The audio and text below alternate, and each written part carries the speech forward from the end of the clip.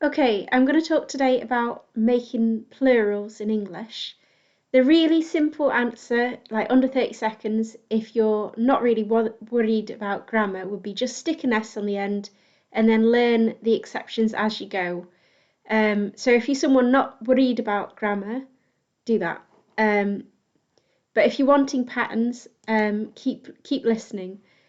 So quite often you'll add on an S or you'll add on an ES, so you'll end up with a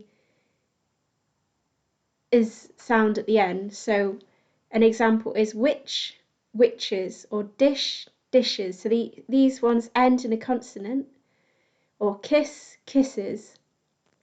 It's making that is sound at the end, which is an ES. Quite a few words, though, end in an E already, and by sticking on that S at the end, you end up with the same sound at the end. So an example would be judge, judges, or phase, phases. So it's having that similar ending when they've got an E at the end as ones that end in a H at the end, you're adding on an ES. So most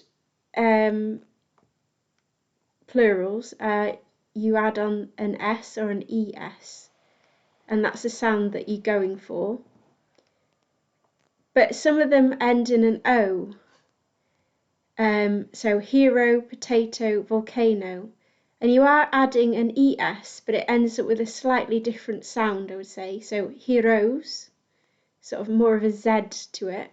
Potatoes, volcanoes. So if I compare there to dishes, it's got more of an S sound than the Z sound of potatoes.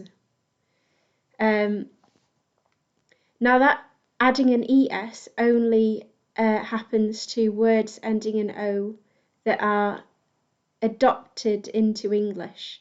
There's some words that you might find in the text that are actually Italian, particularly musical nouns. So piano or canto. Another one is photo or kimono. They just add an S on the end.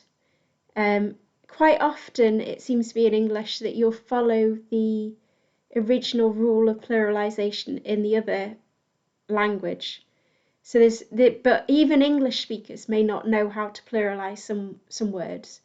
So, or there'll be arguments about which version to use. Will you naturalize it and just add an S on the end, or do you follow the original rule?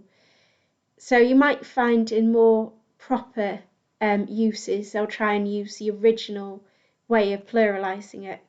But in that case, you're just wanting to get by, so maybe don't worry about it. So there's another exception is if you've got any words that end in Y, so sky, lady, cherry, or soliloquy, these all end in a Y. Now the pattern in this case is to add an I-E-S. So you'll end up with cherries, ladies, or for sky, skies. It's just a sort of way of a pattern that's common in English. I can't really give a reason why, unfortunately. There are even more exceptions, and these are ones that end in en. So children, a really common word.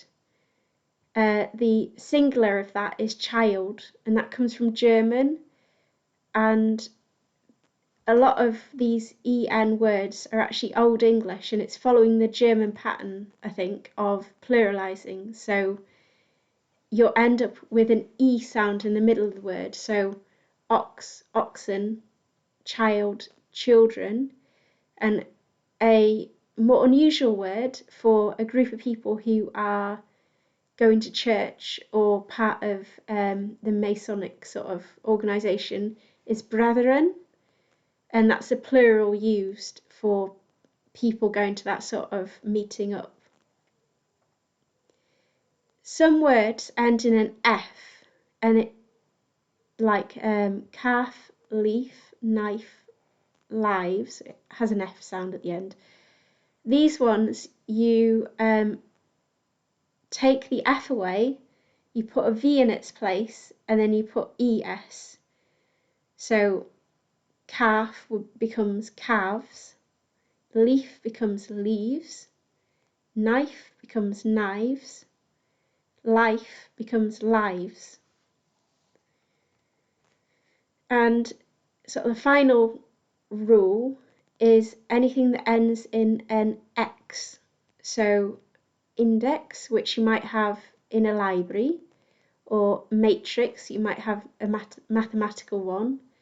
You take away the X at the end and you put a C there, so what? The ending is ICES, so indexes, matrices, vertices. This sort of similar sound is also found when it's an IS ending. So axis goes to axes, crisis goes to crises. So in spoken English, a lot of them you'll have an S sound at the end. So I'd say if you just want conversational English, apart from children, because it's a really common word, don't worry too much about it. And then when you come across words that are an exception, like live and lives, or tooth and teeth, then you learn it on the go. And otherwise, I really wouldn't worry about it too much. So just stick an S on the end is how I would do it.